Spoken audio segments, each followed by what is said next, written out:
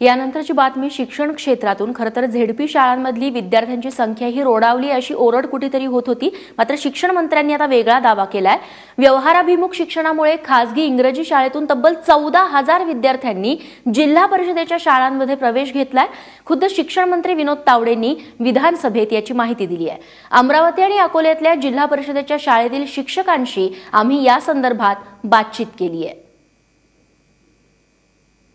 महाराष्ट्रात तब्बल 14,000 विद्यार्थी हे खासगी शाळांमधनं जिल्हा परिषद शाळांमध्ये आलेत आणि हे झालंय ऍक्टिव्हिटी बेस्ड लर्निंगमुळे।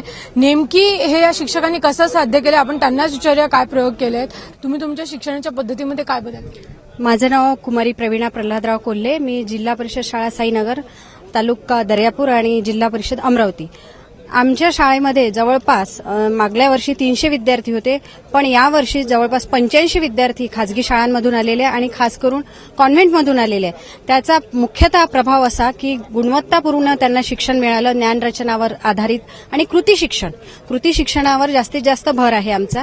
आणि कृतीयुक्त शिक्षण म्हणजे जो विद्यार्थी बाजारात गेल्यावर 5 रुपयाची वस्तू कशी खरेदी करायची हे तो सांगतो, प्रत्यक्षात सांगतो। पोस्टात गेल्यावर पोस्टाचे व्यवहार स्वतः करतो, ही आमची परिणिती आहे।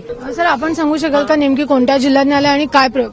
नमस्कार, माझी शाळा जिल्हा परिषद प्राथमिक शाळा सेलूकडसे, मी वाशिम जिल्ह्यातून आलेलो आहे।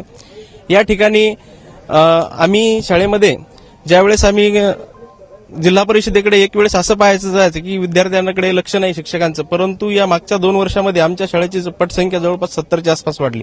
प्रयोग करत असताना ग्रामीण भागातील विद्यार्थी आणि खेडोपाडी इंग्लिश मीडियमच्या शाळा उघडल्यामुळे पालकांना असं वाटतं की आपल्या विद्यार्थ्यांनी चांगला ड्रेस आणि टाय आणि डब्बा जर हातात धरला, चांगलं शिक्षण घ्यायला लागला।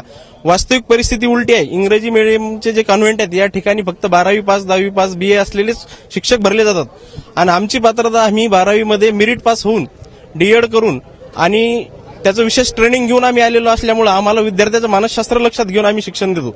4 वर्षापूर्वी आम्ही डिजिटल शाळा हा उपक्रम आम्ही लोकनिधीतून राबवला, त्यामुळे लोकांचं आकर्षण वाढलं।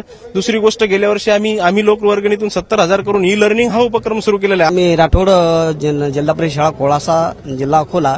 मी माझ्या शाळेमध्ये एवढं सांगतो की जेवढ्या काही बाहेरच्या ज्या कॉन्व्हेंट होत्या इंग्लिश त्यांच्या एवढ्या त्या शाळेमध्ये ज्या काही त्या विद्यार्थ्यासाठी ऍक्टिव्हिटी कौशल्य राबवत होते ते संपूर्ण मी माझ्या शाळेमध्ये राबवल्या। परिणाम असा झाला की आज माझ्या शाळेमध्ये वर्ग 1 ते 8 शिमी वर्ग झाले, मुलाचं कॉन्व्हेंट सुद्धा आहे आणि आज माझ्या शाळेमध्ये 36 विद्यार्थ्यांना चांगल्या नामांकित संस्थेमधून प्रवेश घेतला।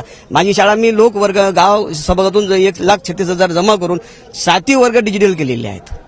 नेमकी काय बदललं की असे विद्यार्थी म्हणजे नेमकं हे बदललं की माझ्या खेड्यापासून जो ग्रामीण विद्यार्थी होते की आज तो कॉन्व्हेंटच्या बरोबरी करतो।